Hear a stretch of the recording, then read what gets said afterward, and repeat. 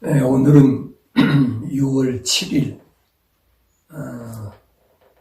사도 바울이 왜 예수님을 마지막 아담이라고 표현했을까 한 부분에 대해서 말씀드리려고 합니다.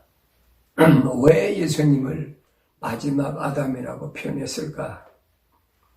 첫째 아담 그리고 마지막 아담이라고 한 것은 왜 그랬을까 하는 것을 우리가 올바로 잘 알아야 됩니다.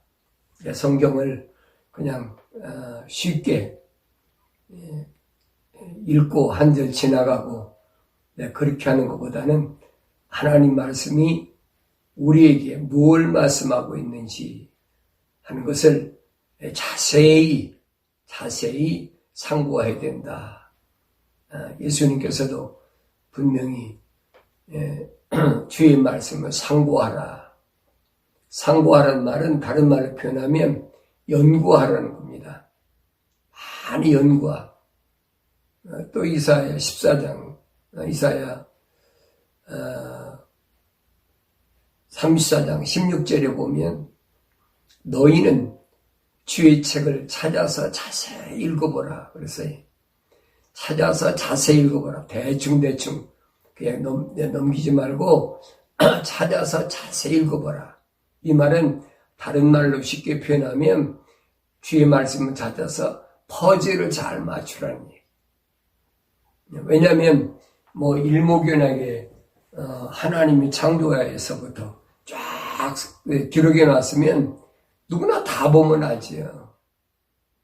예수님 그러셨잖아요. 왜 비유로 무리에게 말씀하시고 제자들에게는 그 비유에 대해 따로 설명하셨느냐. 그 부분을 예수님 그러셨잖아요.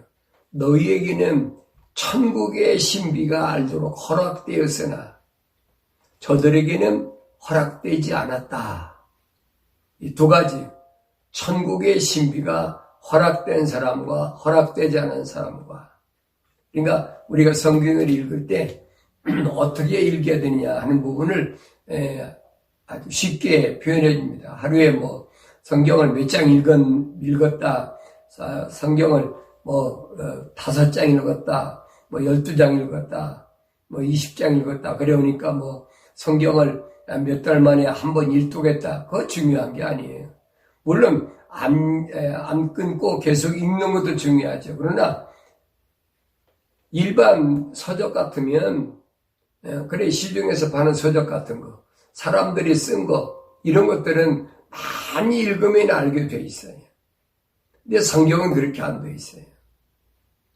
성경은 반드시 퍼즐을 맞춰서 봐야만이 올바로 알 수 있다. 그래서 제가 먼저 장세기 1장 1절부터 3장 마지막 절까지가 요 부분이니까 그걸 알고 4장 1절부터 요한계시록까지 20장까지 여기까지고 그 다음에 20장 가서 세상 끝이 나고 그리고 주의 나라가 어떻게 이루어지는지 그런 부분에 대해서 여러분에게 큰 그림을 성경의 원 그림을 여러분에게 말씀드렸잖아요.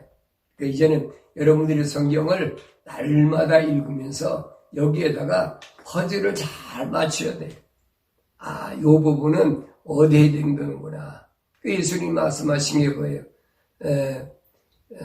요한복음 5장 39절인가요? 너희는 성경을 상고하라 하면서 이 성경은 나에 대하여 기록한 것이라 그랬어요. 구약이든 신약이든 전체가 나에 대하여 기록한 것이라. 근데 흔히들 보면은 구약의 역사 속에서 어떤 사건이 일어나면 그 사건을 가지고 이것은 무엇을 의미하는 거고 이것은 우리 삶에 어떤 도움이 되는 거고 이런 얘기만 하고 있잖아요. 그게 그런 뜻이 아니거든요.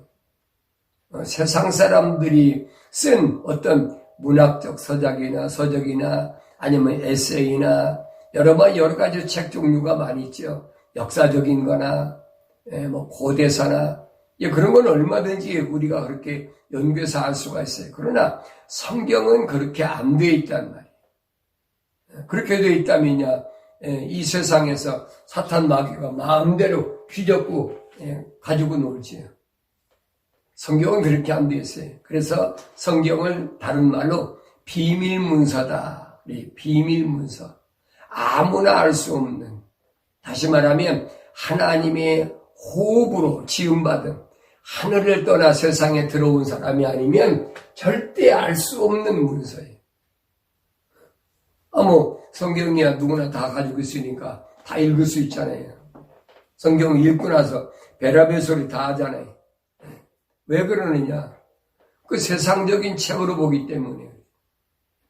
그러면서 성경을 연구한다 그러면서 성경이 어떤 성경이 가장 정확한 성경이냐, 어떤 성경이 가장 권위 있는 성경이냐. 소매 신학교에서 그거 가르치잖아요. 나도 그렇게 배웠어요. 어떤 성경이 권위 있고 어떤 성경이 가장 오래된 성경이고, 나 그렇게 배웠어요. 뭐가 가장 오래되고 권위 있는 거냐?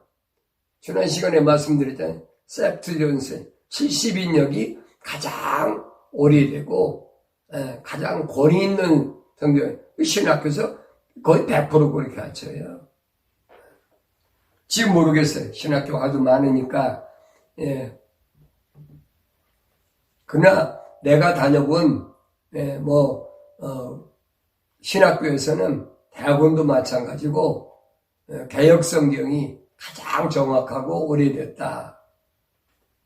그러나 내가 그 퀘스천마크가 생겨서 이건 아닌데 이거 앞뒤가 안 맞으니까 앞에서 한 말하고 중간에 한 말하고 끝에 말이 전혀 안 맞는 거예요.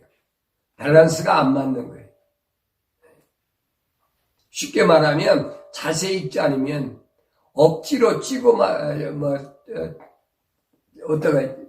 억지로 찍어 맞췄다고 할까요? 그것이 보이니까 이거 믿을 게 못 된다. 그래서 제가 성경을 다시 상고하게 됐고, 그래서 몇십 년 만에 내가 그런 발목에서 벗어나게 됐다. 자유롭게 이제 주의 말씀을 상고하고 이 세상을 살아가는데 참 자유함이 뭔가 하는 것을 얻게 됐어요. 내 집을 찾아가는 참 자유한 길. 육신적으로는 고난이 있어요. 고통이 있어요. 성경 그거 얘기하잖아요. 바울이 사도 바울이 뭐냐? 배고프고 헐벗고 굶주리고 얻어 터지고 욕먹고 그거 말도 못하지.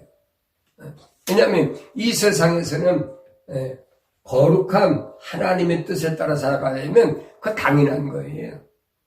그러나 적당히 타협해서는 그거 없어요. 대우받고 좋지요. 돈도 많이 들어오고 좋지요. 그러나 영원한 하나님의 약속의 말씀을 상고해 보면 그건 아니란 말이에요. 예수님도 나를 따라오려거든 내 몫에 뗀 십자가, 내 십자가 지고 좁은 문으로 좁은 길로 와라. 그것은 많은 사람이 다니지 않는 길이에요. 그러니까 우리가 성경 역사를 잘 보라는 얘기죠. 철학과 과학이라는 것은 이 세상에서 부유하게 성공적으로 살아가는 법을 가르치는 거지 그리스도인들이 올바로 신앙생활하는 법을 가르치는 건 아니라 이 말이에요. 지난 시간에 말씀드렸죠. 헤브라이즘과 헬라이즘이 뭐냐. 헤브라이즘은 뭐라고 그랬어요? 사람의 마음에 감성을 자극해가지고 그래서 헤브라이즘은 주로 뭘 합니까? 예술이에요. 예술. 음악과 미술 이런 사람의 마음의 감성을 자극해가지고 끌어들이는 것. 그 다음에 헬라이즘은 뭡니까? 사람을 이성적으로 이론적으로 아주 기가 막히죠. 이론적으로 정확하게. 그리고 과학이 거기 끼어 있으니까. 과학은 뭡니까? 과학은 보여주는 거잖아요. 여러분, 과학적이다는 말은 보여준다는 얘기. 만약에 보여지지 않는다면 그건 비과학적이에요. 바울이 그러잖아요. 우리가 믿는 것이 보이는 것이라면 그거 무슨 가치가 있느냐? 보이는 게 무슨 가치가 있어요? 안 보이는 것이 믿는 것이 그게 믿음이지요.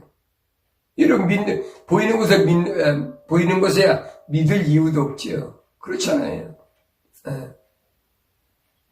내가 어느 도시를 우리 여행을 해서 예를 들어서 프랑스에 가서 에펠탑을 보고 왔다. 에펠탑은 사실 눈으로 보는 거잖아요. 에펠탑이 이렇게 생겼다. 그러니까 믿어라. 보이니까 믿는 거지. 근데 만약에 안 보인다면 믿으라면 믿겠습니까? 이게 어리석은 거지요. 그러니까 철학과 과학이라는 것은 이성적으로 합리적이란 말이에요. 이론적으로 정확하게 사람의 생각과 마음을 사로잡습니다. 거기다 과학은 뭐합니까? 눈으로 보여주는 거예요, 여러분. 그게 이성적이란 말이에요. 그러니까 그런 헤브라이즘적인 소위 말하면 감성적인 것과 그 다음에 헬라 헬레니즘적인 이성적인 것과 이게 접목시킨 것이 뭐냐? 그것이 개혁성경이란 말이에요. 거기에 빠져들면요, 그게 사실인 것 같아요. 과학자든 철학자든 많이 배웠든 안 배웠든 그게 문제가 아니에요.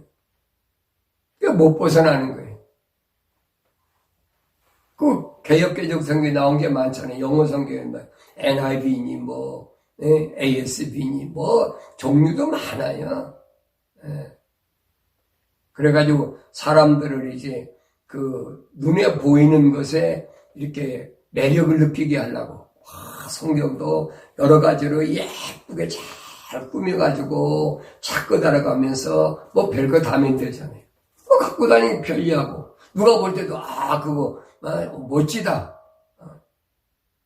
왜냐하면 하나님의 말씀이 진짜냐 가짜냐 그게 문제가 아니에요. 사람들이 볼 때 얼마나 멋있게 보이느냐 그겁니다. 자, 제가 오늘은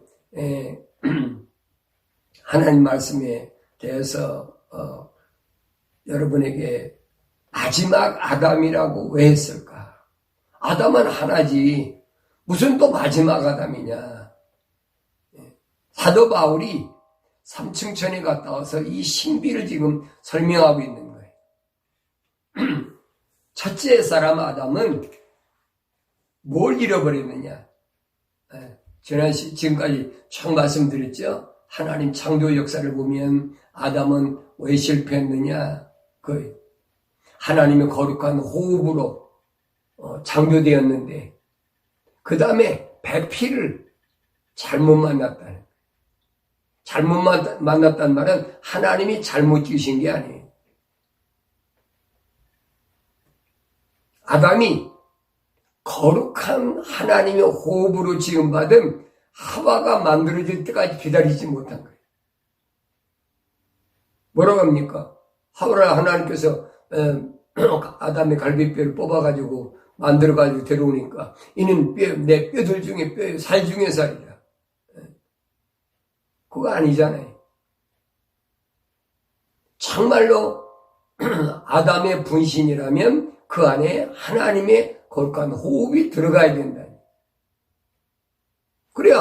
그래야 아담과의 정식 배필이 되지요. 그게 돕는 배필이라는 얘기예요. 그래서 하와를 만들 때 하나님 뭐라고 했습니까? 아담이 독주하는 거 좋지 않으니까 아담을 돕는 배필을 만들겠다. 그랬어요. 돕는 배필. 네. 그럼 그게 무슨 말입니까? 아담은 혼자는 불완전하다는 거예요. 완전한. 그러니까 불완전한 아담이, 완성되지 못한 아담이 실패했다. 거룩을 잃어버렸다. 왜 잃어버렸습니까? 잃어버린 이유는 배필을 잘못 만났다. 하와를 아내로 받아들이지 못했다. 여러분, 하와가 아내라면, 그렇잖아요. 돕는 배필이라면. 아담이 설령 잘못을 저질렀더라도, 저질 그런 기회가 왔더라도, 하와가 그걸 막아야지. 배필은. 그거 아니잖아요.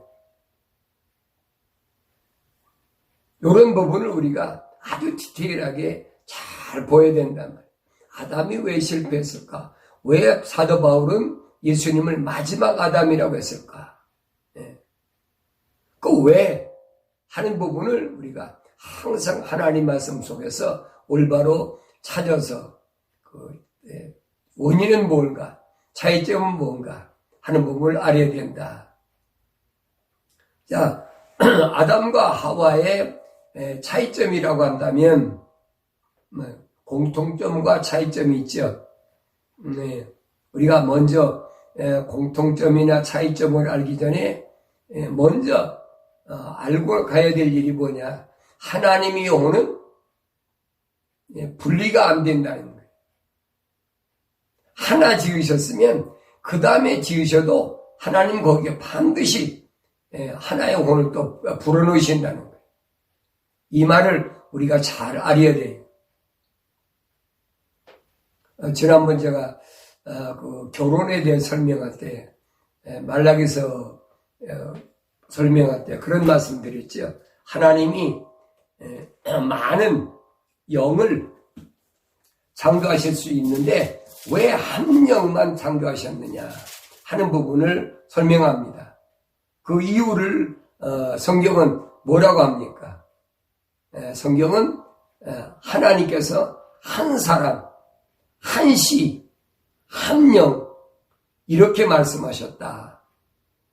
그 말들이 뭘 우리에게 말씀하고 있느냐 하는 부분을 우리가 잘 알아야 됩니다. 말라기서 2장 15절에 보면 그가 영의 여분을 가지셨으면서도 하나로 만들지 아니하셨느냐? 어찌하여 하나뿐이냐? 그랬잖아요. 어찌하여 하나뿐이냐? 이는 그가 경건한 씨를 찾으려 하심이라. 그러므로 너희의 영을 주의하고 아무도 자기 젊은 시절의 아내에게 기만하여 행하지 말지니라. 그랬어요. 하나님이 영의 여분을 갖고 계셨어요. 창조주 하나님도 못하실 게 뭐가 있어요. 근데 하나님이 왜 한 사람, 한 혼, 하나를 강조하셨느냐 하면 그랬어요. 여기 경건한 씨를 찾으려 하심이라. 거룩한 씨를 보존하기 위함이다. 거룩한 씨, 경건한 씨 이걸 보존하기 위해서는 하나님이 한 사람, 한 영, 하나하나씩 지셨단 말이에요. 그래서 말씀도 하나예요. 하나님도 한 분이에요. 예수 그리스도 한 분이에요. 성령님도 한 분이에요. 그렇잖아요. 근데 신학교에서 여러분 어떻게 가르쳐요? 성령님을 말씀하시면서 꼭 세대주의자들이 그런 거 많이 하지요. 지금은 성령 시대다. 여러분 구약에서는 성령이 사역 안 하셨습니까? 하나님이 영이 사역 안 했어요. 그럼 성경 거짓말이게. 이사야 34장 16절에 뭐래? 너희는 주의 책을 찾아 읽으라. 이것들 하나도 빠진 것이 없고, 그렇잖아요. 빠진 것이 없고, 짝이 없는 것이 없다는 거예요. 왜 그러냐? 하나님이 입이 명하셨고, 그 다음에 그 영이 모으셨습니다. 사역하셨잖아요. 인간의 속에 혼적인 사람 속에 성령이 오셔야 되는데 혼적인 사람이 없으니까 구약시대는 그러니까 성령이 감동만 하신 거예요. 내주하신 게 아니고 이 부분을 잘 하셔야 돼요. 이거 분별해야 돼요, 여러분. 구약에는 내주하신 것이 아니라 뭐 하셨느냐? 감동하셨단 말이에요. 순간순간에. 그러면 언제 내주하셨느냐? 예수님이 이 땅에 오셨을 때, 성령으로 예수님이 잉태하셨을 때, 참 인간의 마음, 인간 속에 성령으로 이 땅에 오신 거예요. 그래서 예수님이 마리아의 몸에서 나셨지만은 성령이 안에 내주하신 것은 예수님이 최초예요. 성령이 잉태하셨다. 바울이 지금 그 얘기한 거예요. 마지막 아담은 살려주는 영이다. 그걸 확인시켜주기 위해서 침례 요한 요단강가에서 예수님 침례받으러 오셨을 때 그랬잖아요. 나는 당신한테 오히려 받아야 되는데 당신이 나한테 침례를 받으러 옵니까? 예수님이 뭐래요? 아니다. 우리 협력하여 하나님의 거룩한 선을 이루어야 된다. 이제 나한테 침례를 줘라. 침례원이 예수님한테 침례를 향하니까 하늘에서 뭐예요? 비둘기 같은 성령이 내리시더라. 이게 침례원이 고백하잖아요. 나는 모르지만 성령께서 내게 감동 주시는데 하늘에서 비둘기 같은 성령이 임하시면 그가 하나님의 아들이다. 그가 메시아다. 그가 그리스도다. 침례요한이 증거하잖아요. 그게 구약의 마지막 선지 아닙니까? 침례요한. 그래서 예수님의 일생은 뭐였어요? 성령이 내주하셔서 동행하는 성령이 내주하신 온전한 사람의 모습이 이 세상에서 어떠한 모습인가 하는 것을 우리에게 보여주신 거예요. 근데 그걸 흉내낸다고 자기가 성령 받았다고 하면서 베라빌 짓거리다. 예수님이 병 고쳤다니까 나도 병 고친다. 예수님이 뭐 하셨다니 나도 그거 할 수 있다. 그 성경 원리를 모르니까 그런 흉내내는 거예요. 흉내내는 거예요. 이거 잘 아셔야 돼요. 그래서 예수님이 약속하신 게 뭐냐? 요한복음에 보면 그랬잖아요. 내가 가서 아버지께 구하여 내 이름으로 보여서 성령을 너에게 보낼 테니까 그가 오시면 그가 자기의 말을 하는 것이 아니라 내가 너에게 한 말을 기억나게 하시리라. 그런데 여러분 신학교에서 뭐라고 가르칩니까? 성령도 인격자, 무슨 인격자입니까? 성령이 어디 성경이 어디 성령께서 인격자라고 그랬어요. 그래서 그분은 지정의가 있는 분이에요. 지정의가 있는 것이 여러분 성령입니까? 지정의가 있는 건 여러분 피조물이 똑바로 자라서요. 아직도 피조물과 창조주로 혼돈해. 혼돈에 사는 것도 있고 피조물과 창조주를 하나로 묶어버려. 성령이 어떻게 인격체예요? 지정의가 있다. 말도 안 되니. 그렇게 배워왔어요. 나도. 그렇게 나도 가르쳐왔고. 근데 성경을 읽어보면 아니란 말이에요. 예수님 그러셨잖아요. 성령이 오시면 그가 자기 말을 하지 않는다는 거예요. 인격체면, 지정의가 있으면 자기가 판단해서 얘기를 해야지. 아니잖아요. 예수님은 성령을 그렇게 말씀하지 않으셨어요. 예수님은 성령은 아버지께서 보혜사, 파라크레토스, 그분은 뭐 하려고? 너희를 세상 끝날까지 보호하시기 위하여 너에게 능력 주시고 지키시는 분이다. 그래서 내가 아버지께 구하여 너에게 내 이름으로 보낼 테니까. 예수님은 그랬잖아요. 성령이 자기가 옷이 온다는 얘기가 아니에요. 예수님께서 누구를 하나님의 호흡으로 지음받은 하나님의 교회를 세워놓으시면 하나님의 교회가 뭐라고 그랬어요? 주는 그리스도이시요 살아계신 하나님의 아들이시라는 그 신앙 고백의 부르심에 동참하는 사람들. 사람들이 에클레시아란 말은 부르심을 받은 자라 그랬어요. 부르심을 받은 자들이 아니 복수가 아니에요. 부르심을 받은 자예요, 여러분. 한 사람 한 사람. 교회는 하나하나지 집단이 아니란 말이에요. 성경 똑바로 보세요. 그렇게 철학을 좋아하는 분이 성경을 복수인지 단수인지 그것도 분간 못합니까? 모여있을 때는 교회들이라고 그랬지만은 부르심을 받은 자라고 할 때는 한 사람을 가리키는 거예요.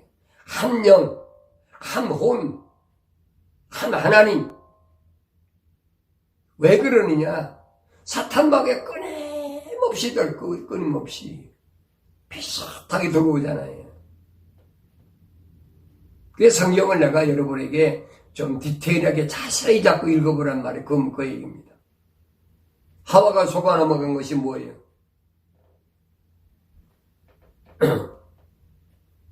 루시퍼가 하와를 온무에 잡아넣을 때 뭐라고 합니까? 너는 그랬습니까? 아니잖아요. 너는 단수잖아요. 너 하나님께서 그렇게 하시더냐? 하와한테 물었습니까? 아니잖아요. 너희는 그랬어요. 복수로. 우리 언급 들으면 너나 너희나 그게 비슷한 것 같지. 아니란 말이에요. 그러니까 하와는 루시퍼가 너희는 하나님께서 이렇게 아담과 하와를 싸잡아서 하나를 묶어서 얘기하니까 루시퍼한테 말할 때 뭐라고 해요? 우리는 그랬어요. 우리라는 복수를 썼어요. 나라고 하와가 루시퍼한테 대답한 게 아니라 뱀한테 우리라고 복수를 썼지. 이게 함정이란 말이에요. 그래서 내가 여러분에게 성경을 아주 디테일하게 자세히 읽지 않으면 이걸 알 수가 없다. 어떤 사람은 나보고 목사님이 성격이 꼼꼼해서 성격이 꼼꼼하다고 하든 마든 그거 상관없어요. 왜? 하나님께서 내게 명령하셨으니까 자세하게 읽으라고 그랬으니까 자세하게 안 읽으면 알 수가 없는 걸 어떡합니까? 여러분 퍼즐을 맞출 때 대충 갖다 맞춘다고 그거 맞습니까? 안 맞잖아요. 요리 맞추고 저리 맞추고 얼마나 자세히 해야 퍼즐이 맞습니까? 안 맞게 돼 있단 말이에요. 안 맞게. 그래서 이런 부분을 알아야 된다 하는 걸 말씀드리고 그 다음에 아담은 첫사람 아담은 아내를 얻는데 돕는 배필을 얻는데 실패했다.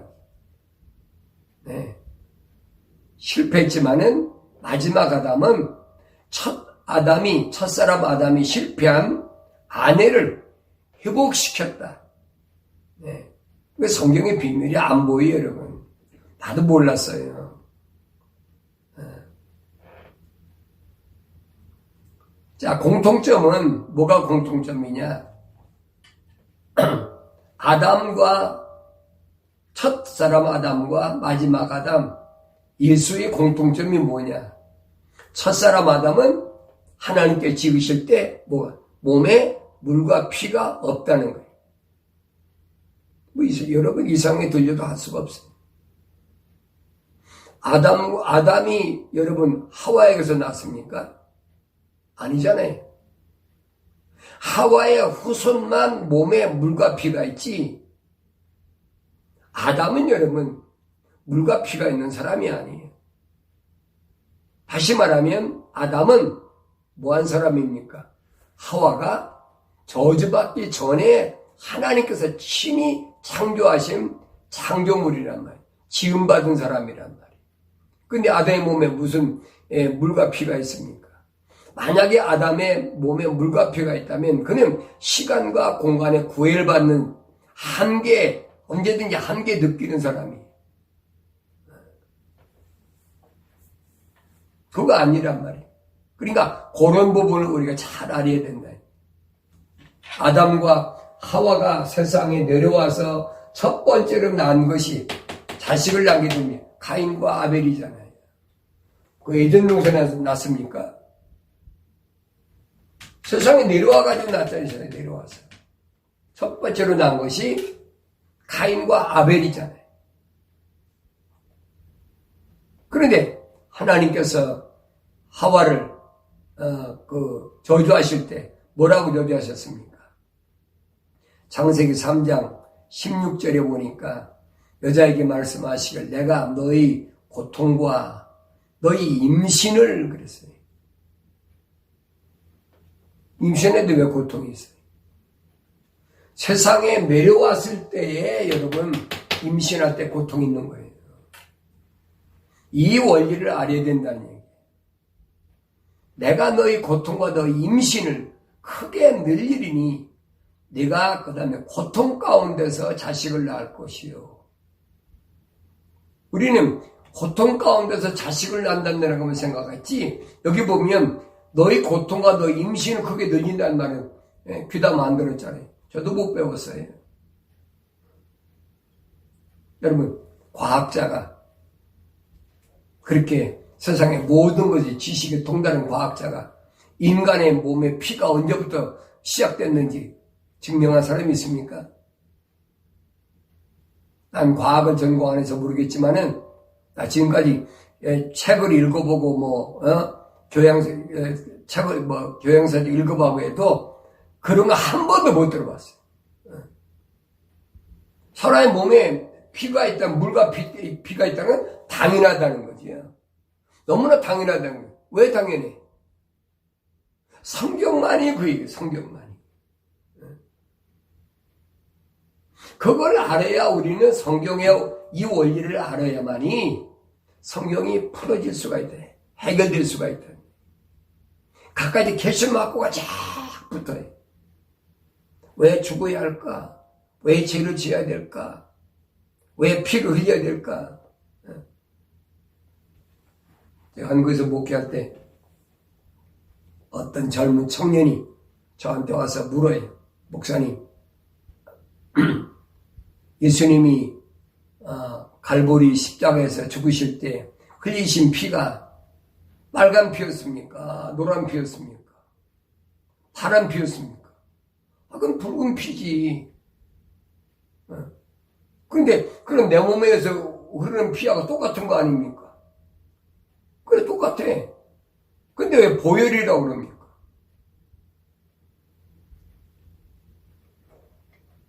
예수님이 죽으셨으니까 보혈이다? 그 말이 안 되는 얘기거든요. 그 억지로 그냥 우격다짐으로 그렇다면 그런 줄 알아. 그렇게 믿어. 그게 신앙이야. 우리 그렇게 지금까지 살아왔다고요. 왜 안 보이니까. 그래서 저는 이사야 56장에서 이사야가 그 목자들에 대해서 경고한 그 말씀을 아주 마음 깊이 새길 때가 많이 있습니다. 56장에 보면 그랬습니다. 그의 파수꾼들은 누리멀었고, 그렇죠? 파수꾼이 누리멀었다. 파수꾼 지키는 데잖아요. 눈멀은 파수꾼이 누구였어요? 아담이잖아요. 하나님께서 아담에게 뭐예요? 너는 하나님 동산에 데려다 놓고 뭐라고? 다스리고 지키고 관리하라. 있잖아요. 못 지켰으니까 여러분 루시퍼가 들어왔지요. 지켰으면 왜 들어와요? 그래서 오늘 이사야는 눈만 파수꾼이에요. 눈만 파수꾼. 눈만 떠 있으면 뭐예요? 안 보이는데. 자기 책임을 소홀히 생각하는, 이게 어리석은 거야. 그러니까 왜 그랬을까? 내가 왜 그랬을까? 거긴 혼적인 사람이 아니, 영적인 사람이 아니라 혼적인 사람이었기 때문에, 다시 말하면 미완성적인 사람, 미완성. 완성된 사람이 아니, 미완성된 사람이기 때문에 그럴 수밖에 없어요. 그래, 하나님께서는 창세기 2장 17절에서 그 아담에게 하신 말씀은 그겁니다. 16절에서는 이 동산에 있는 모든 나무는 내가 마음대로 먹을 수 있지만 선과 악의 지식의 나무에서 난 건 결코 먹지 말아라. 먹는 애 내가 반드시 죽으리라. 이게 여러분 인류가 타락한 핵심이에요. 만약에 아담이 하나님의 명령에, 약속을 믿고 명령을 순종했다면 아담은 어떤 사람이? 그 혼 안에, 하나님 거룩한 혼 안에 하나님 뭐가 영이 들어왔지요. 영이 들어오면 꼭 완전한 사람이 되는 거예요, 여러분. 그러니까 하나님께서, 우리는 창세기 강의할 때, 또 창세기 상고할 때 잘 하셔야 돼요.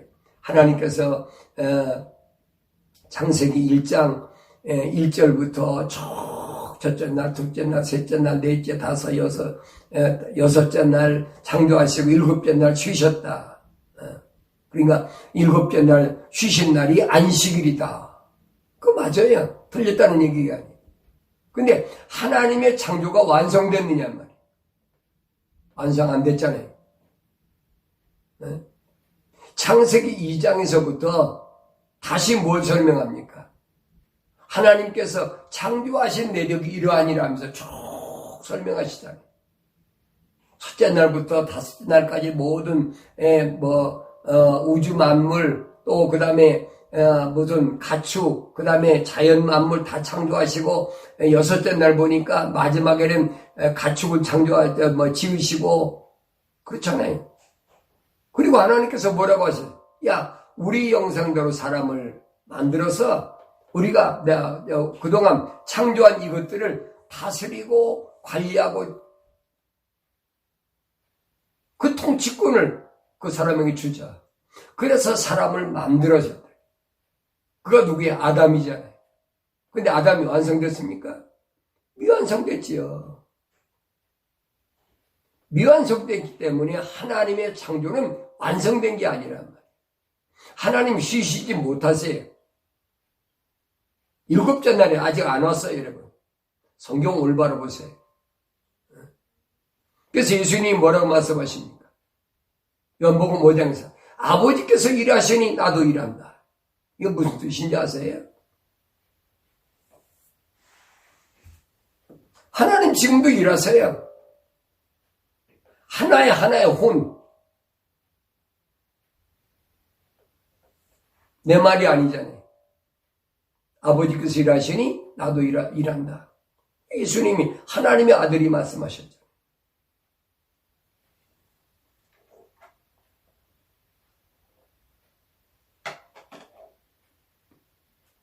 그래서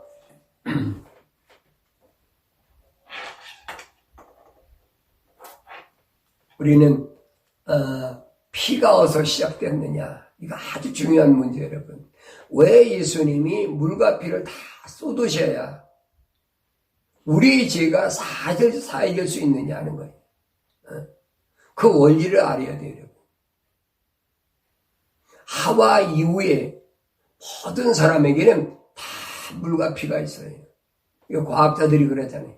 인간의 몸에는 75%가 물과 피다. 맞아요. 수분이. 그 사람 다 수증 걸리면 죽어요, 여러분. 밥 못 먹어 죽는 게 아니에요, 여러분. 물 못 마시면 죽는 거예요. 우리 그러잖아요. 금식한다. 그럼 죽는 거예요, 여러분. 왜? 사람의 몸은 과학적으로 보면 75%가 물과 피로 되어 있어요. 그 물 안에 피가 있잖아요. 근데 그 피가 왜 내 몸에 있어야 내가 존재하느냐.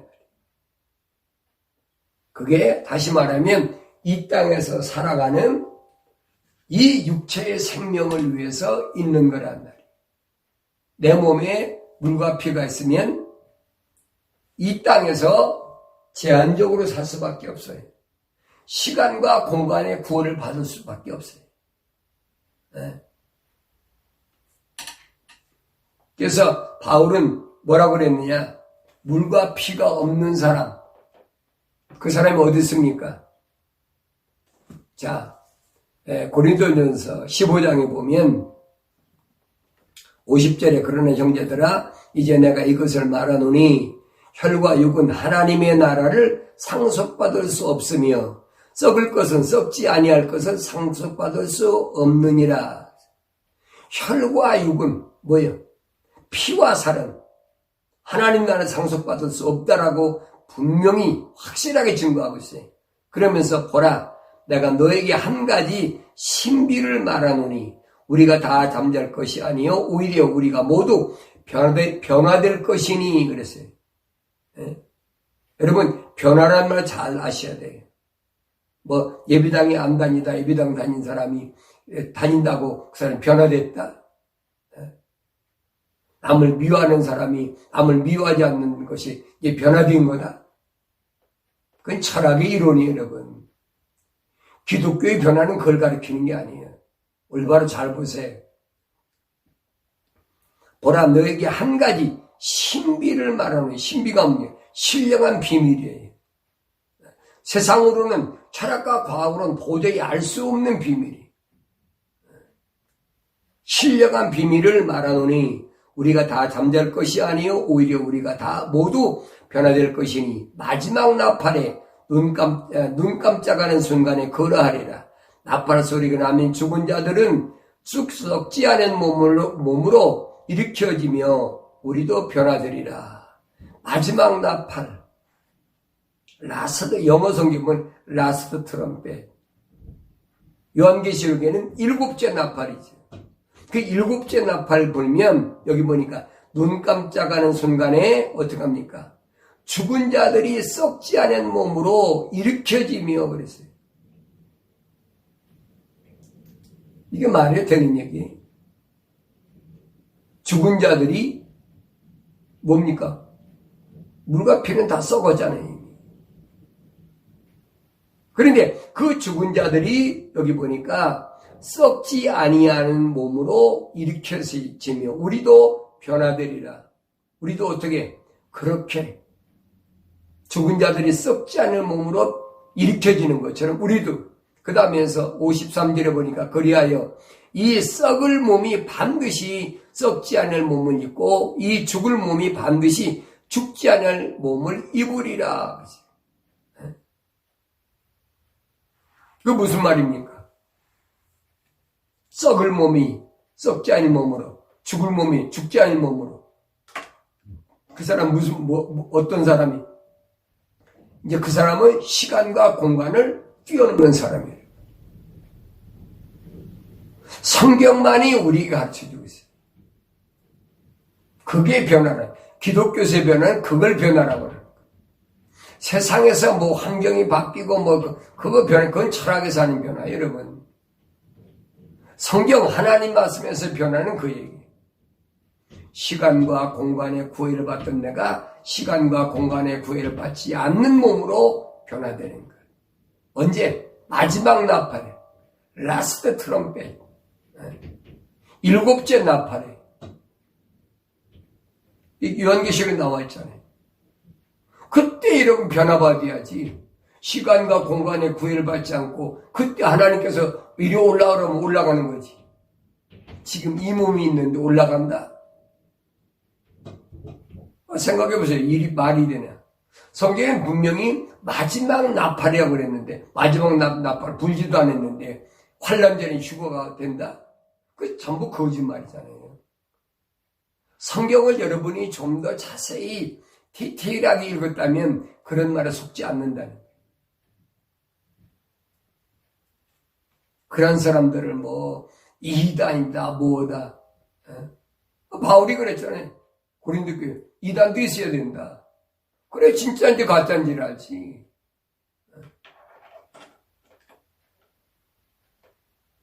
그런 게 없는 게 안에 있어요, 여러분.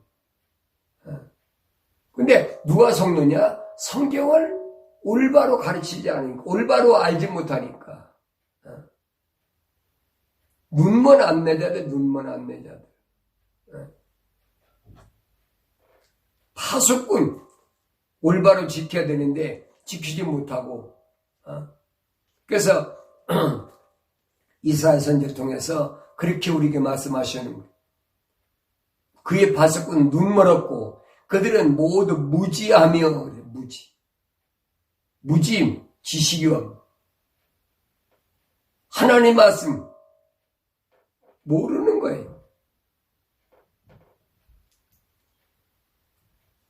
이 무지한 것처럼 참 불쌍하고 한심한 게 없어요.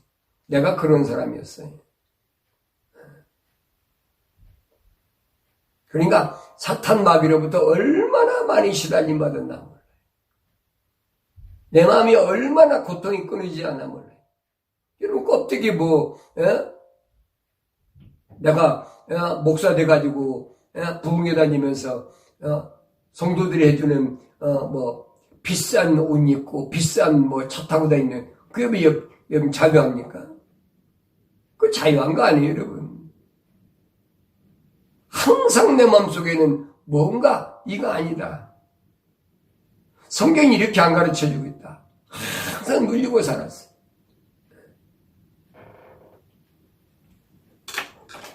거짓말로 그럴듯하게 넘길 수 있죠. 그런데 양심이 그렇게는 못해. 만약에 세상을 그렇게 대충 살면 나 목사 안 했어요. 영생이라는 것 때문에 영원한 생명이 어디 있는지, 정말로 있는지, 그걸 안 찾으려면 내가 뭐하러 여러분 고생을 합니까? 그렇잖아요. 직업적으로 내가 목사다. 직업적으로 목사인데 내가 먹고 살 게 얼마나 많은데. 세상적으로 돈벌이야. 내가 세상적으로 나가서 한때는 내가 자랑하는 것이 아니라 60년대 후반부터 70년대 초반까지는 여러분, 그래도 내가 호주머니 속에 넥타이 메고 잠바만 입고 다녔지만은 그때 돈으로 1,000만 원 이상 항상 있었어. 돈 있다고 인간이 그 전부가 아니거든요. 왜냐하면 나는 어렸을 때부터 우리 어머니 그 신앙으로 성장했기 때문에 한때는 내가 이 목사라는 것이 싫어가지고 집에서 내가 가출도 하겠지만은, 근데 어머니가 눈물을 흘리면서 기도하신 그것이 내 마음속에 항상 남아있어요. 세상의 눈에 보이는 것이 전부가 아닌데, 영원한 생명이 있다고 했는데,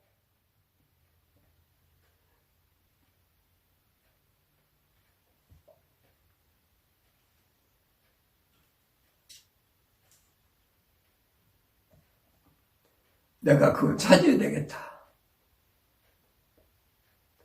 그래서 몸부림친 거예요. 그래서 그런 거 다 접어두고 신학교 가가지고 공부하고. 근데 찾을 수가 없어요. 아무리 성경을 읽고 책을 수천 권을 갖다 놓고 읽어도 찾을 수가 없어요. 왜냐하면 주님이 약속하셨잖아요. 요한복음 17장 3절에 약속하셨잖아요.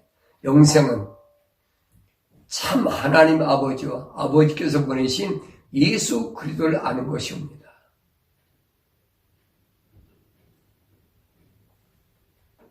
참 하나님 아버지, 그리고 그의 아들 예수 그리스도, 그걸 찾기 위해서 내가 얼마나 많은 책을 읽은 줄 아세요? 밤잠 안 자고 다른 거 안 하고 성경에서 찾아보려고 아무리 개혁성경을 가지고 찾으려고 해도 찾을 수가 없어. 머릿속에 꽉 차 있는 것이 신학자들, 주석가들 얘기밖에 없어.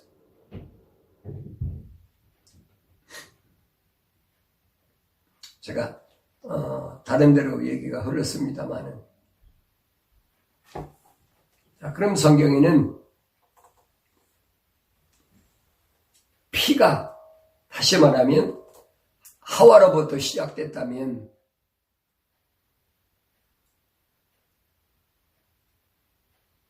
우리가 뭐 자세히 설명하려면 많이 시간이 걸리죠. 창세기 4장에서 보면 아담과 하와가 세상에 내려왔을 때, 그리고 난 게 누굽니까? 가인과 아벨이잖아요. 근데 가인은 농사 짓는 사람이고 아벨은 양치는 자다. 성경에 그렇게 기록했어요.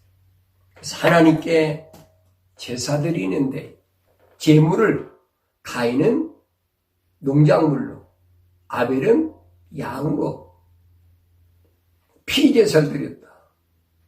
뭐 그렇게 지나가다. 그런데 하나님은 아벨의 제사는 받으시고 가인의 제사는 안 받으셨다. 왜 그랬을까? 성경은 그랬어요. 아벨이 더 나은 제물을 드렸다. 더 남은 제물이 뭘까? 직업에 따라서 농사 짓는 사람이야, 여러분, 뭐 농산물로 제물 드리는 거고. 그렇잖아요. 양치니까 양 잡아서 피 제사 드렸는데, 왜 아벨의 제사는 피 제사였느냐? 그 나중에 읽어보면, 그 다음을 쭉 읽어보면, 가인은 아담의 씨가 아니었다는 거예요. 4장 마지막에 가면 나오잖아요. 그러니까 아벨은 자기를 낳아준 어머니가 하와가 뭐였습니까? 저주받아서 임신할 때 이미 맨스를 통해서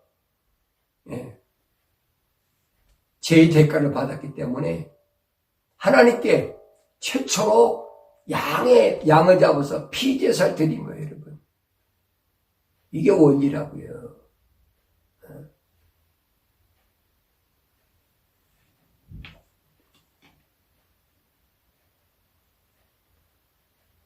예수님이 왜 십자가에서 물과 피를 다 쏟으셨는지 여러분 아세요?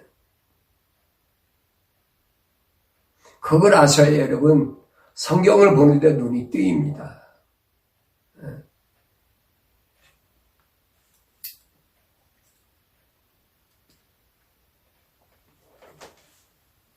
왜 눈을 멀었느냐?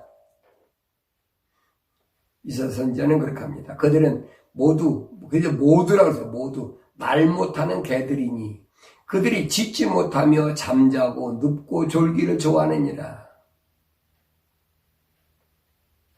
개가 짖지 못하면 뭐예요? 개는 도둑이 오면 짖으라고 기르는 건데 왜 짖지 못합니까? 잠자고 눕고 졸기를 좋아하느니라.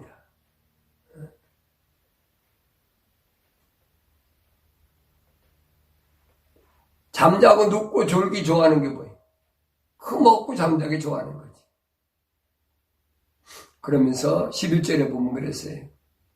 정녕 그들은 왜 그러냐? 만족할 줄 모르는 욕심 많은 개들이며 그랬어요.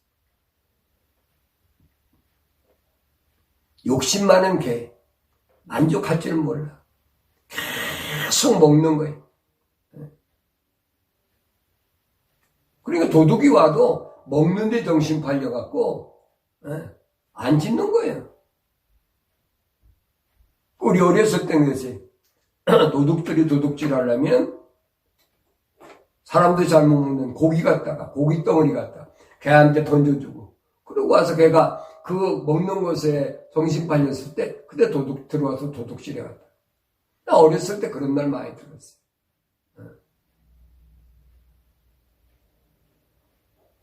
근데 여기 보니까 그랬어요. 안 좋아할 줄 모르는 욕심 많은 개들이며, 이를 비유해서 뭐냐, 깨닫지 못하는 목자들이라 그랬어요. 깨닫지 못하는. 이게 심각한 얘기잖아요. 다른 사람 가르치는 게 아니에요. 자신을 목자라고 생각하는 목사들. 나도 그렇게 살았던 사람이에요. 왜 몰랐으니까.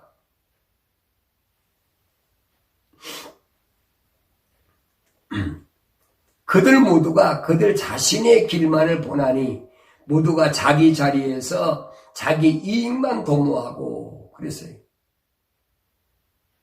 내가 뭐해서 돈을 많이 벌까? 뭐해서 내가 좀 우쭐하고 다른 사람한테 그래도 존경받는 그런 대상이 될까? 도모한다는 게 뭐예요? 여러 가지를 끌어다가 붙여가지고 그래가지고 뭐 학교도 많이 다니고 스펙도 쌓고 뭐 박사학위도 받고 뭐 별의별 다 하지요. 그럼 딴 사람이 뭐랍니까? 저분은 뭐 스펙이 경력이요 학력이요 경력이 어떻고 학위가 몇 개 가지고 계시고 어느 대학교 교수고 총장이고 뭐 배소리 다 하잖아요. 그러면서 이들이 뭐라고 그러냐? 오라, 내가 포도주를 가져오리니. 그랬어요. 포도주가 뭐예요? 예수님이 뭐예요? 포도주예요, 예수님. 알았어요? 그러니까 순수한 포도주만 가지면 되는데, 그 다음에 보면 뭐냐? 우리가 독주를 진탕 마시자. 그랬어요. 포도주와 독주를 섞는 거예요, 여러분. 아셨어요? 그게 뭡니까? 헤브라이즘과 헬라이즘을 섞어버리는 거예요. 사람을 미혹하기 위해서 뭐합니까? 감성과 이성을 동원시키는 거예요. 그렇게 만들어진 것이 로마 캐토릭이고 거기서 나온 것이 개신교고 그건 절대 기독교가 아니에요, 여러분.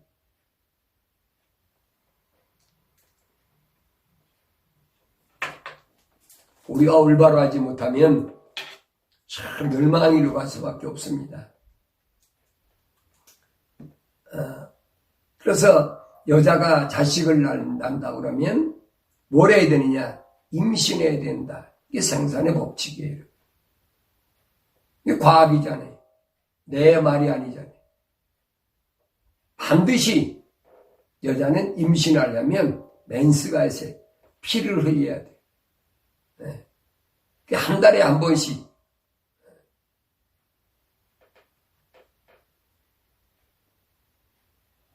난 과학자가 아니니까 잘 몰라요. 근데 우리가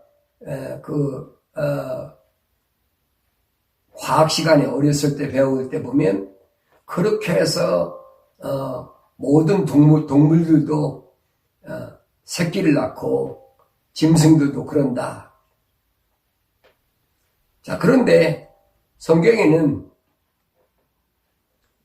임신하지 않고 자식을 낳은 하와 이후에 임신하지 않고 자식을 낳은 사람이 딱 하나 있어요.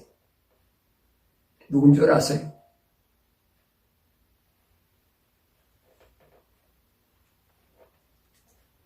하나님께서 아브라함을 선택하시고 아브라함의 아내 사레를 뭐 하셨습니까?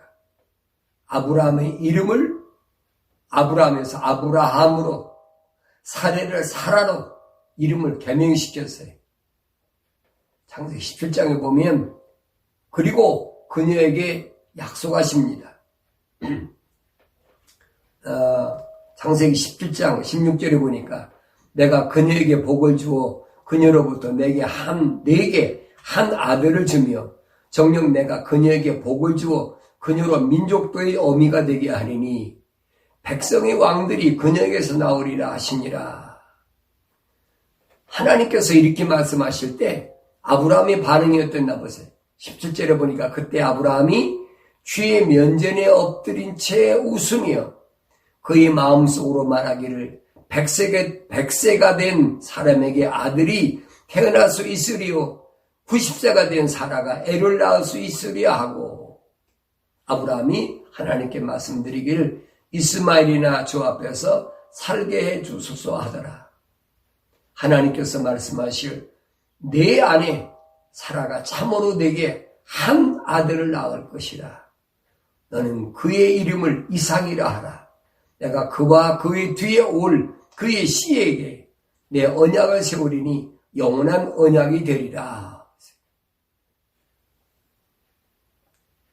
아브라함이 참으로 믿기 어려운 일이죠. 자기는 벌써 99세, 내년은 100세인데 어떻게 아들을 낳습니까? 자기는 낳을 수 있다, 남자니까 낳을 수 있다고 합니다. 여자는 안 되잖아요.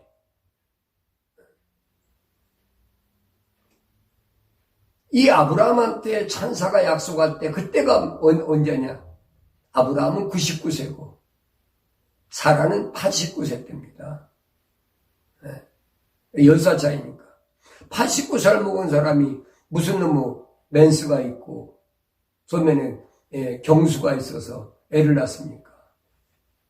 그래서 창세기 18장 11절에서 아브라함과 사라가 나이 많이 먹어 늙었고 사라에게는 여인들의 관례도 끝났으므로 그랬어요. 사라에게는 여인들의 관례가 뭡니까? 그 맨스잖아요. 그 자식 못 낳는다는 얘기. 맨스가 끊어졌다는 얘기.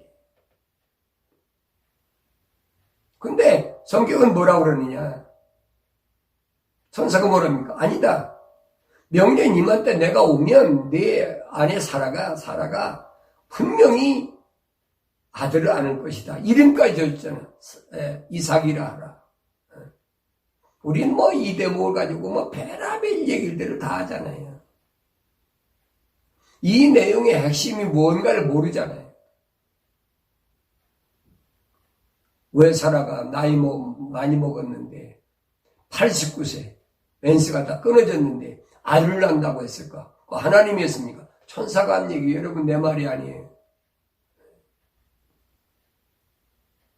하나님 면전이라고 하니까 하나님 면전이 있으면 아브라함 죽었지. 어떻게 삽니까? 그러니까 여러분이 성경 자체를 처음부터 잘못 알기 때문에 오늘 그렇게 되어 있단 말이에요. 나도 그렇게 배워왔으니까. 자, 창세기 4장 1절부터는 하나님이 나타나신 거 아니라 하나님이 수종드는 천사, 이 네 천사가 나타나서 계속 관리하는 거예요. 누구를? 하나님 백성들을. 내 말인가요? 여러분 내 말이라고 생각합니까?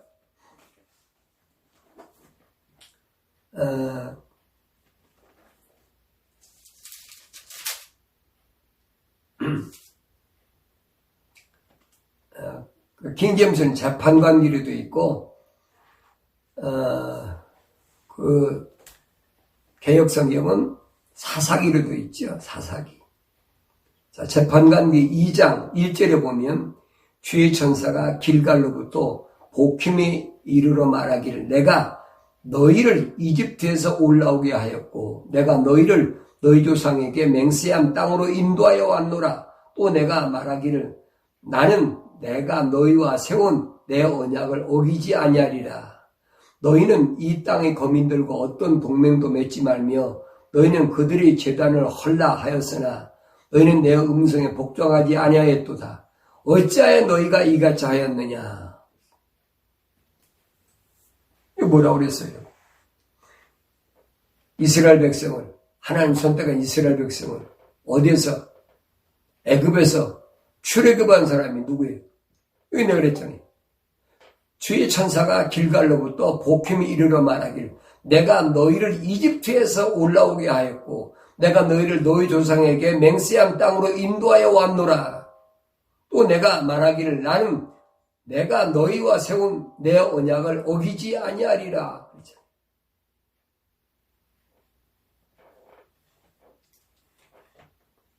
성경을 여러분 올바로 알지 못하면 여러분 다른 길로 가게 되어 있어요. 성경에 주 하나님이 맞아요. 주 하나님 보냈으니까 주 하나님 이름으로 사역하는 거예요. 물론 목사들도 그랬잖아요. 강대상에서 내가 주의 종이다. 내가 뭐 사역자다. 내가 주의 말씀을 대언하는 대언자다. 맨날 주의 이름 받잖아요. 창세기 4장 1절부터는 여러분 절대 하나님이 나타날 수가 없다. 안 나타나신 그게 뭐냐? 하나님의 사랑이에요. 그게. 하나님 직접 나타나면 보면 다 죽어요. 그래서 하나님께서는 아브라함을 아브라함으로 또 사례를 사라로, 원래 사례라는 말은 다툰다는 뜻입니다. 근데 사라라는 말은 왕비, 공주라는 뜻이에요. 그러니까 이름을 개명시켜버렸어요. 그리고 하나님께서 약속하신 겁니다. 피 흘리지 않는 자식. 무슨 말인가 잘 아셔야 돼요. 이해가 안 된다고요? 바울은 삼층천에 갔다 와서 이 신비를 말합니다. 뭐라고 말합니까? 갈라디아서 5장 22절 기록되길 아브라함에게 두 아들이 있었는데 하나는 여종에게서 낳고 하나는 자유로운 여자에게서 낳았다고 하였느니라. 그러나 그 여종에게서 난 아들은 육신을 따라 낳고 자유로운 여자에게서 난 아들은 약속으로 말미암아 난 것이라. 이것들은 비운이 이들은 두 언약이라. 하나는 신의 산으로부터 종을 낳은 자니 이는 하갈이라.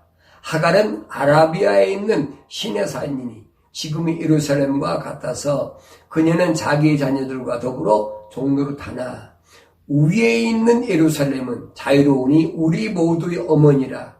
형제들아 이제 우리는 이삭과 같이 약속의 자녀라. 이렇게 여러분에게 자세히 설명해 줘도 이해가 안 되면 할 수가 없어요. 이게 비밀이야. 신비라. 아브라함에게 두 아내가 있는 거 모릅니까? 역사적으로 다 알지. 하갈이 아브라함이 자식을 이스마엘을 낳았잖아요. 하갈은 누굽니까? 이집트에서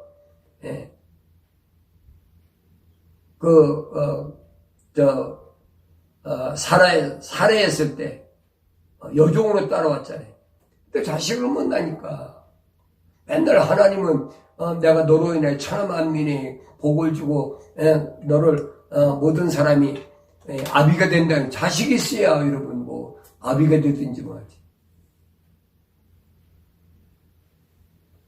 그러니까 사례가 아브라함한테 뭐라 합니까? 나는 늙어서 경수가 없고 자식 낳긴 틀렸으니까 젊은 저 이집트 여자 하갈을 통해서 자식을 낳아라. 아브라함이 가만히 생각해 보니까 그 말이 일리가 있어. 아내는 이미 경수가 맨스가 끝났는데 무슨 자식을 낳겠어요. 그러니까 하갈을 통해서 이스마엘을 낳았어요. 그것이 이삭을 낳기 13년 전의 일입니다. 이제 사람 다 포기했어요. 나이가 89세나 됐으니까 내년에 90세가 되는 판이니까. 성경에도 그랬잖아요. 사라도 늙었고 나 늙었다고 아브라함이 마음속으로 그러는데 뭐 나보고 백선에 됐네 어떻게 아들을 낳는다고 그랬네. 웃었다고 그랬잖아요.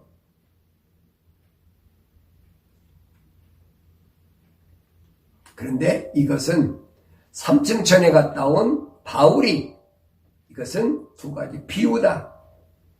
하나님, 하갈은 뭐냐? 이 세상에 있는 예루살렘 종의 아들. 다시 말하면 율법을 섬기는 자. 그런데 사라가 난 이삭은, 사라는 누구냐? 위에 있는 예루살렘이다. 뭐가 달라요? 하나는 종애, 하나는 자유로운 자. 하갈은 누구? 세상에서 뭘 통해서? 맨스를 통해서 난 육신의 자식을 낳은 사람. 이 종의 자식이란 말이에요. 그 율법의 지배를 받을 수밖에 없어요. 그런데 위에 있는 예루살렘은 자유자니 우리 모두의 어머니라. 그게 누굽니까? 사라잖아요. 그는 맨스가 없는데 아이를 낳았어요. 목사들이 하나님 전능하신데 그 일 못하시겠느냐. 착각하지 말아요, 여러분. 아무 데다 전능을 붙이는 것이 아니에요. 하나님은, 우리가 믿는 하나님은 전지전능 무소부지하신 하나님이에요. 그 전지전능 무소부지하신 하나님은 어떤 하나님이냐? 하나님이 창조하신 세계를 다 알고 또 이 세계에 대한 모든 걸 지으시고 또 그렇기 때문에 구석구석에 그분이 안 계신 데가 없다는 말이에요. 하나님의 원리는 여러분 그렇게 쉽게 바뀌는 게 아니에요. 물론 이론적으로야 그렇죠. 전능하신 하나님인데 끝까지 임신 못하는 사람에게 임신하게 하는 게 대단하겠냐? 있을 수 있어요. 어떤 사람은 목사님 나이 많은 사람도 맨스가 끊어졌다가 또 임신한 사람도 있습니다. 그런 사람이 있을 수 있어요. 근데 성경은 그 얘기가 아니란 말이에요. 어떤 사람은 그 부분은 비과학적입니다. 비과학적인데 왜 그런 일이 일어나 그러면? 그렇잖아요. 그런 일이 지금도 일어난다면 성경을 우리가 올바로 하시고 성경에 있는 모든 내용들을 믿지 못하면 그 사람은 신앙생활을 못하는 거예요. 피가 없이 자식을 잉태했다. 그게 누굽니까? 그게 사라잖아요. 그래서 이삭을 가리켜서 약속의 자녀다. 약속의 자녀. 거기서부터 이제 좀 더 거슬러 올라가자면 우리는 아브라함에게 이 혼적인 존재에게 어떻게 하나님께서는 아브라함에게 그 혼적인 존재로 하나님 세우셨을까 겁니다. 그런 부분은 앞으로 계속해서 여러분에게 말씀을 드릴 테니까 잘 여러분 귀도 한번 들으시고 어쨌든 성경은 잘 하셔야 돼요. 찾아 읽으라는 찾았어요. 퍼즐을 맞추라는 얘기, 퍼즐을 맞추라. 그렇지 않으면 성경은 절대 알 수가 없어요. 저도 성경을 개역 성경은 수십 번 읽고 킹제임스 성경도 마찬가지. 수십 번 읽었어요. 그래서 하나님이 계획하신 하나님의 구원의 역사, 그건 뭐냐면 나를 부르시고 나에게 영원한 생명을 주시는 거예요. 썩을 몸이 썩지 않을 몸으로, 죽을 몸이 죽지 않을 몸으로.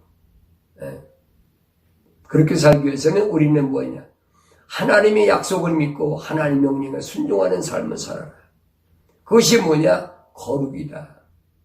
이건 아무나 하는 것이 아니에요. 하나님의 호흡으로 하고 하나님 호흡이 들어와서 살아있는 혼이 된 사람에게 하나님 말씀을 다 듣는다고 성경 읽고 예배당에 가서 맨날 하잖아요. 근데 믿어집니까? 안 믿어지지. 말로는 믿는 척은 많이 하지요. 여러분 예배당에 출석 많이 한다고 믿는 거 아니에요. 목사들이 뭐라 합니까? 주일 성수하라. 주일 성수. 성경에 주일 성수가 어디 있어요? 자기 이익을 위해서, 돈벌이 수단을 위해서. 이제는 정신 바짝 차릴 때 여러분. 그래서 다음 시간에는 이어서 계속해서 이렇게 두 아들이 있는데 하나는 육신으로 난 종의 자식이고 하나는 뭡니까? 자유로운 자. 똑같은 여자야. 똑같은 여자. 하나는 맨스가 있을 때 낳은 여자. 하나는 맨스가 없이 낳은 여자. 이게 차이란 말이야. 아버지는 아브라함 하나잖아요. 그 다음 시간에는 제가 그 아브라함의 몸에서 낳았는데 왜 그럼 이렇게 차이가 나냐.